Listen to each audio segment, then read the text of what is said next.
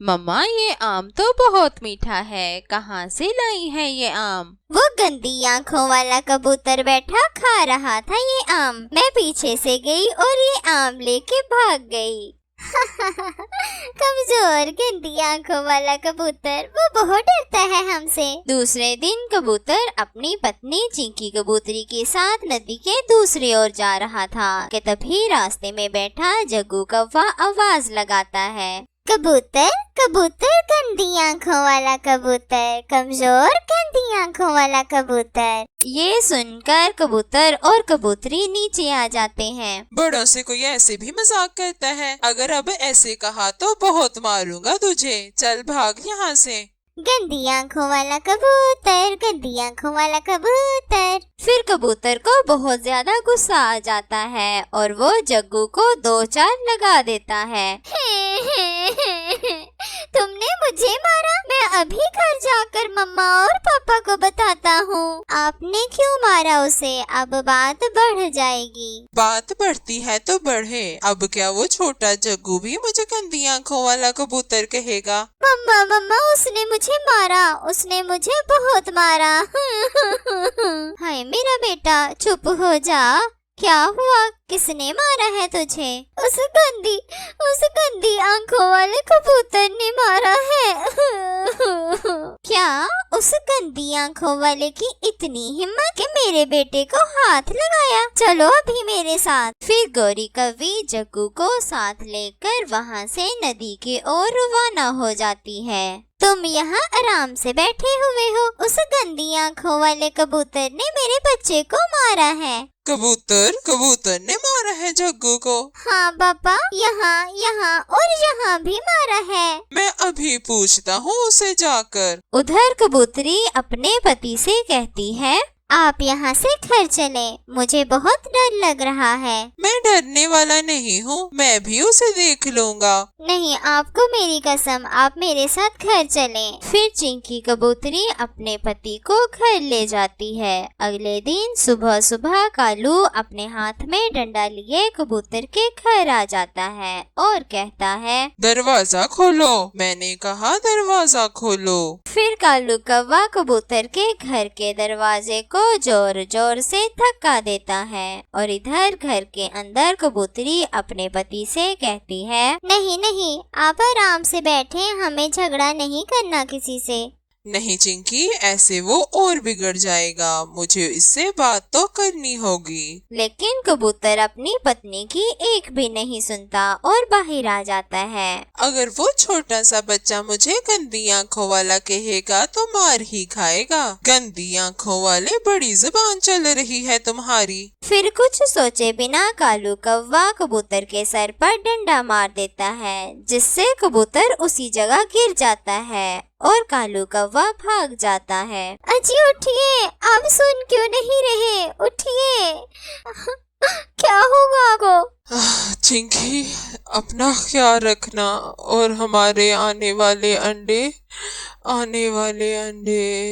ऐसा कहते हुए कबूतर वहीं दम तोड़ देता है। फिर चिंकी कबूतरी वहीं बैठकर रोती रहती है। कालू कौवा घर आकर अपनी पत्नी से कहता है, मैंने गुस्से में कबूतर को डंडा मारा और वो गिर गया।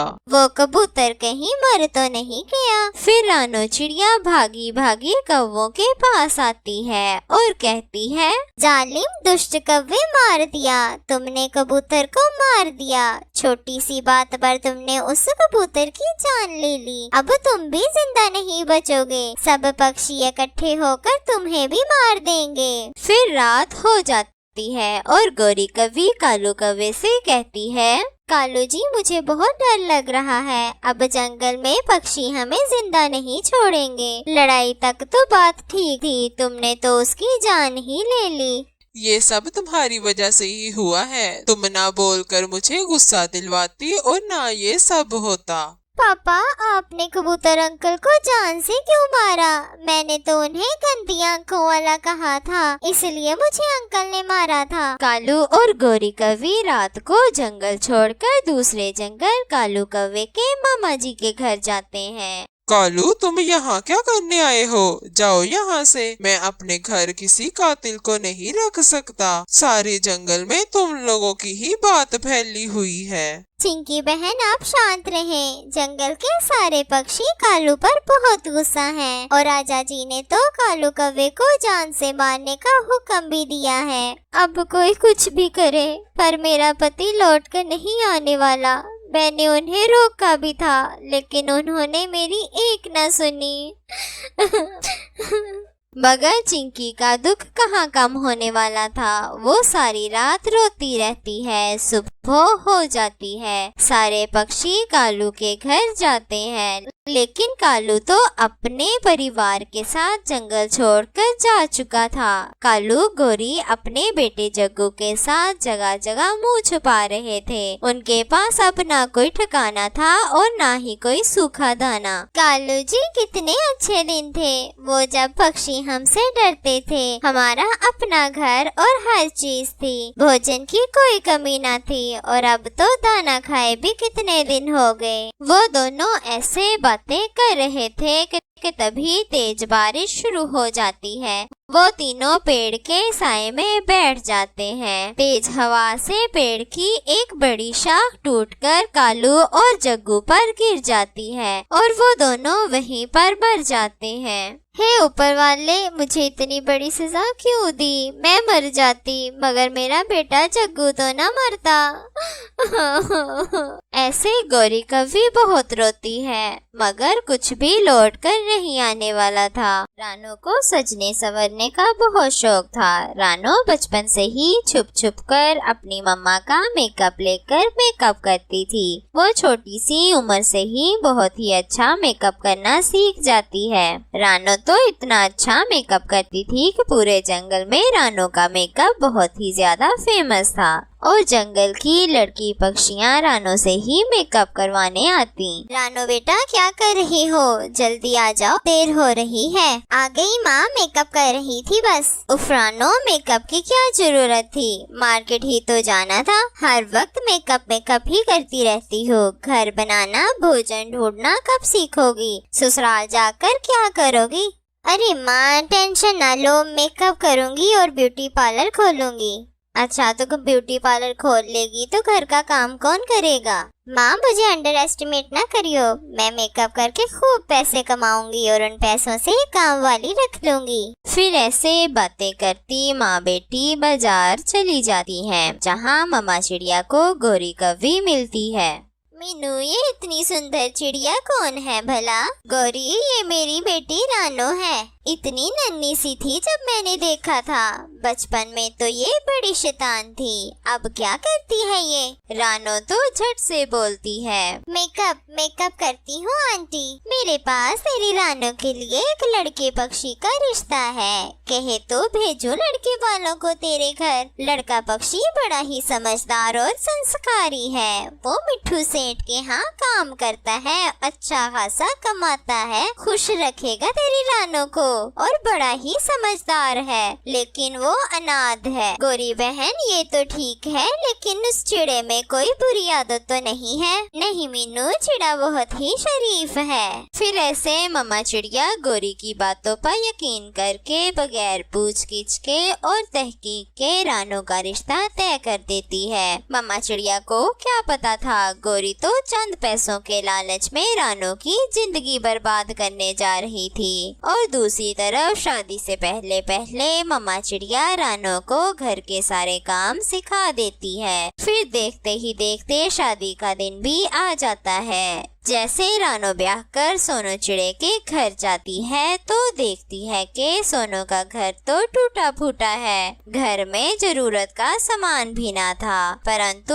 मम्मा चिड़िया ने रानो को दहेज में घर का सारा सामान दिया था। और सिर्फ यही नहीं, रानो के घर आते ही सोनू चिड़ा शराब पीने लगता है। सोनू जी, आप शराब क्यों पी रहे हैं? सोनू रानो के मुंह पर जोर से थप्पड़ मारता है और कहता है, ये मेरा पहला प्यार है, इसके बगैर मैं जिंदा नहीं रह सकता। और हाँ, ये अपने गहने उतार कर मुझे दे, मैं आज इसकी इम्पोर्टेड शराब लाऊंगा। मैं ये गहने आपको नहीं दूंगी। मेरी माँ ने बड़ी मेहनत से दाना दाना जोड़कर मेरे लिए ये गहने बनाए थे ताकि शादी के बाद जरूरत पड़ने पर मेरे काम आ सके। मैं अपनी माँ की खून पसीने की कमाई शराब पर नहीं उड़ाने दूंगी। ये सब सुनकर सोनू को तो बहुत ज्यादा गुस्सा आता है और वो रानो को खूब मारता है और जबरदस्ती उसके सारे गहने ले जाता है और सारी रात अपने नशेई दोस्तों के साथ बैठकर शराब पीता है। ऐसे ही कई दिन गुजर जाते हैं। रोज रात को सोनू नशा करके आता है और रानो को मारता। रानो अपनी माँ से भी कुछ ना कहती, वो चुपचाप सारा जुल्म सह लेती। सोनू सारा दिन कोई काम ना करता और रानो के दहेज का भी सारा सामान बेच देता है। फिर रानो कुछ दिनों बाद एक अंडे को जन्म देती है जिसमें से बेटी चिड़िया निकलती है। मम्मा मम्मा मुझे भूख लगी है, कुछ खाने को दें। गुड़िया बेटा मैं आपको क्या दूं? आपके तो बाबा भी घर नहीं है। मम्मा मम्मा ये गुड़िया कौन है? आज से मेरी प्यारी बेटी यह आपका नाम है। मेरा नाम गुड़िया है। कितना सुंदर नाम है ये तो। गुड़िया को अपना नाम बहुत पसंद आता है। तभी नशा किए हुए सोनू चिड़ा घर आता है। देखिए सोनू जी, हमारे अंडे से बच्चा निकल आया है। ऊपर वाले ने हमें कितनी सुंदर बेटी दी है। बेटी देखकर सोनू चिड़ा बहुत गुस्सा करता है। उसे तो बेटी नहीं बेटा चाहिए था। उधर गुड़िया भूख और प्यास के मारे रोने लगती। फिर रानो दाना ढूंढने के लिए जंगल जाती कि रास्ते में उसे अपने जंगल की पुरानी सहेली मिल जाती है। रानो कैसी हो तुम? और तेरे मुंह पर ये निशान कैसे हैं? कल दाना ढूंढते हुए झाड़ियों में फंस गई थी जिस कारण ये जख्म आए हैं। देख रानो, मुझे सच सच बता कैसे चोटें आई हैं? ये झाड़ियों की खराशें तो नहीं है। फिर रानो पिंकी को सारी बात बताती है जिसे सुनकर पिंकी कहती है, रानो तू घर घर जाकर ब्यूटी सर्विसेज का काम शुरू कर दे जिससे तेरे हालात भी अच्छे होंगे और तू अच्छे से अपनी बेटी की परवरिश भी कर सकेगी। मेरे जंगल में बहुत ही अमीर पक्षी रहते हैं। तू कहे तो मैं उनसे बात करूंगी कि तुम उनको होम सर्विसेज दोगी और जब कुछ पैसे इकट्ठे हो जाएंगे तो तुम ब्यूटी पार्लर खोल लेना। हाँ पिंकी, ये तो बहुत अच्छा सुझाव है। मैंने सोनू जी से छुपकर एक गोल्ड की चेन रखी है, वो बेचकर मेकअप का सारा सामान खरीद लूंगी। फिर पिंकी रानो से उसका फोन नंबर लेती है और पिंकी अमीर पक्षियों में जाकर रानो के मेकअप की खूब तारीफ करती है जिससे काफी पक्षी रानो से मेकअप सर्विसेज लेने का कहती हैं और अगले दिन काफी सारे कस्टमर्स के फोन आते हैं। फिर रानो बारी बारी सबके घर जाकर मेकअप और स्किन की सर्विसेज देती है जिसे देखकर हरियाली तोती कहती है, अरे रानो तू पहले कहाँ थी? अगर मुझे पहले से तुम्हारा पता होता तो अपनी शादी पर तुमसे ही तैयार होती। और ऐसे ही मीठी कबूतरी भी कहती है, अरे वाह रानो, तुमने तो मेरे हुस्न में 4 चांद लगा दिए। फिर ऐसे रानो अपने पति से छुपकर घर घर जाकर ब्यूटी पार्लर की सर्विसेज देती है और कुछ ही दिनों में ब्यूटी पार्लर बनाने के लिए पैसे जमा कर लेती है। रानो अपनी बेटी गुड़िया को भी हर जगह अपने साथ लेकर जाती। गुड़िया को भी मेकअप करना बहुत अच्छा लगता था। गुड़िया भी थोड़ा थोड़ा मेकअप करना सीख रही थी। अब रानो अपने घर के पास ही किराए पर एक घर लेकर ब्यूटी पार्लर खोल लेती है। जैसे ही सोनू चिड़े को ब्यूटी पार्लर का पता चलता है वो तो गुस्से से आग बगोला हो जाता है। रानो कहाँ है? कहाँ हो तुम रानो? सोनू जी क्या हुआ? सोनू रानो को जोर से थप्पड़ मारता है। बता, तेरे पास ब्यूटी पार्लर खोलने के पैसे कहाँ से आए? कौन सा खजाना है जो तूने मुझसे छुपाया हुआ है? बता जल्दी, वरना आज तुम दोनों माँ बेटी को मार दूंगा। ये सुनकर रानो सारी बात सोनू चिड़े को बता देती है कि उसने कैसे पार्लर का काम शुरू किया और ब्यूटी पार्लर बनाया। तेरी इतनी हिम्मत कि तू मुझसे पैसे छुपा कर रखती रही। आज मैं तुझे छोड़ूंगा नहीं। फिर सोनू रानो को जोर से धक्का देता है, जिससे रानो का सर दीवार में लगता है और वो वहीं मर जाती है। गुड़िया ये देखकर जल्दी से पुलिस को फोन करती है और फिर पुलिस सोनू चिड़े को अपने साथ ले जाती है और उम्र कैद की सजा सुनाती है। फिर गुड़िया अकेले ब्यूटी पार्लर में बैठी रो रही थी। माँ मुझे अकेला छोड़कर क्यों चली गई? अब मैं क्या करूँगी? फिर पार्लर में बुलबुल आती है। देख चिड़िया, जल्दी से मेरा अच्छा सा मेकअप कर दे, आज मुझे एक फंक्शन में जल्दी जाना है। गुड़िया कुछ कह पाती उससे पहले ही बुलबुल के पीछे से खुद ब खुद मेकअप की टूटती हुई आती है और बुलबुल का सारा मेकअप कर देती है। ये देखकर गुड़िया तो हैरान हो जाती है। ऐसे कैसे हो सकता है? फिर रानो की आत्मा गुड़िया के सामने आती है। देख गुड़िया बेटा, आप इस ब्यूटी पार्लर को बंद ना करना, मैं आपको सारा मेकअप सिखा दूंगी। फिर ऐसे गुड़िया के सीखने तक ब्यूटी पार्लर में जो भी कस्टमर आता उसे रानो चिड़िया की आत्मा ही तैयार करती। और प्यारे प्यारे दोस्तों, कहानी अच्छी लगी हो तो लाइक करें, शेयर करें और सब्सक्राइब करना मत भूलिएगा। चंदन नगर गाँव में रानो अपनी बेटी गुड़िया के साथ रहती थी और उसके पड़ोस में एक बेईमान कालू कौवा रहता था। रानो के खेत के पास से एक सड़क गुजरने वाली थी, इसलिए कालू कौवा उस खेत पर अपनी नजर गड़ाए हुए था। एक दिन सुबह सुबह कालू कौवा रानो के घर पहुंचता है। देख रानो, मानव चिड़े के मरने के बाद मैंने आज तक जमीन पर दावा नहीं किया, लेकिन अब मेरी जरूरतें बढ़ गई हैं, इसलिए अब मेरी जमीन मुझे चाहिए। कौन सी जमीन की बात कर रहे हो कालू? अरे वही जमीन जिसे मुझे बेचकर मानव ने अपना इलाज करवाया था। कालू कौवे, तुम झूठ क्यों बोल रहे हो? इनका इलाज तो मैंने अपने गहने बेचकर करवाया था। और कालू कौवे, ये बेईमानी यहाँ नहीं चलेगी तुम्हारी। अरे भलाई का तो जमाना ही ना रहा।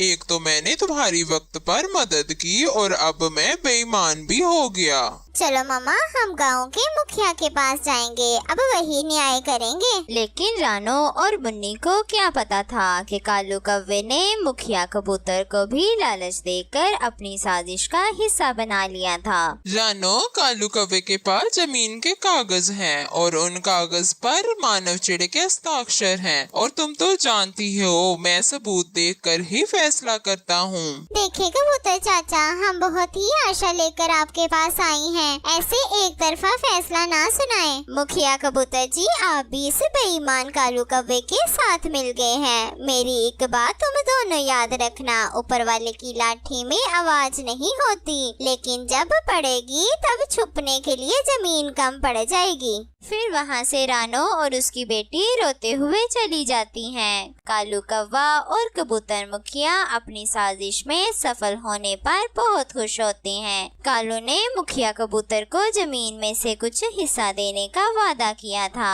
और दूसरी तरफ रानो घर का खर्च चलाने के लिए दुखी हो रही थी। मुन्नी, आपके पापा के जाने के बाद ये जमीन ही हमारा इकलौता सहारा थी और आज इस बेईमान ने ये भी छीन ली। एक जमीन ही तो थी जिस पर खेती करके हम अपना पेट पालते थे, लेकिन अब कुछ भी ना रहा। ऐसे दोनों माँ बेटी बातें करके एक दूसरे के आंसू पोंछती हैं और इनके पास खाने को कुछ भी ना था। तभी मिठू तोता रानू के घर आता है और मुन्नी सारी बात मिठू तोते को बताती है। तभी मैं भी कहूँ, ये कबूतर और कालू का इतना इत्तेफाक कब से हो गया? वही ना, दो बेईमान जब आपस में मिलते हैं तो समझो कोई बड़ी साजिश हो रही है। खैर रानो, तुम चिंता ना करो, ऊपर वाला सब देख रहा है। रानो और मुन्नी 2 दिन से भूखी थी, खाने को एक दाना भी ना था और उस पर से तेज बारिश जो के कल रात से रुकने का नाम ही ना ले रही थी। कहाँ जा रही हैं? पहले ही आपकी तबीयत ठीक नहीं है, 2 दिन से घर में कुछ नहीं खाने को, अब कुछ ना कुछ तो करना होगा ना। अब इस बारिश के कारण पंख पर पंख रख कर तो नहीं बैठ सकते। मम्मा, 2 दिन नहीं खाएंगे तो मर नहीं जाएंगे। फिर रानो मुन्नी की एक ना सुनती और बारिश में ही काम ढूंढने निकल जाती। तबीयत खराब होने के कारण थोड़ी ही दूर जाकर रानो बेहोश होकर गिर जाती है। वहीं से मिठू तोता गुजर रहा होता है, जो कि रानो को नीचे गिरा बेहोश देखकर वेद जी के पास ले जाता है। देखें, आपको इन्हें शहर के अस्पताल लेकर जाना होगा, इनकी हालत बहुत खराब है। फिर मिठू तोता मुन्नी को साथ लेकर शहर के अस्पताल जाते हैं। गिरने के कारण इनके सर पर गहरी चोट आई है और ये कमजोर भी हैं। इनकी क्रिटिकल कंडीशन है। इन्हें 2 से 3 दिन में अपनी ऑब्जर्वेशन में रखूंगा। दूसरे दिन रानो को होश आता है, जिसे मुन्नी देखकर बहुत खुश हो जाती है। ये बहुत कमजोर हैं, इनके खान पान पर ज्यादा ध्यान देना होगा। अभी इन्हें जो खाने का मन है वो खिलाओ, मुझे तो कुछ चटपटा खाना है। फिर तभी मिठू तोता भी रानो का हाल पूछने आता है और मुन्नी को कुछ पैसे देकर कहता है रानो के खाने के लिए कुछ ले आओ। मुन्नी बाहर जाकर देखती है तो बाहर फल, पूरी और जलेबी यही सब मिल रहा था। फिर तभी मुन्नी की नजर मोमोज पर पड़ती है। दुकानदार से पूछने पर वो मुन्नी को बताता है इसे तीखी चटनी के साथ खाया जाता है। फिर मुन्नी रानो चिड़िया के लिए मोमोज की एक प्लेट ले आती है, जिसे खाकर रानो चिड़िया कहती है, वाह, ये क्या है? ये तो बहुत ही स्वादिष्ट है।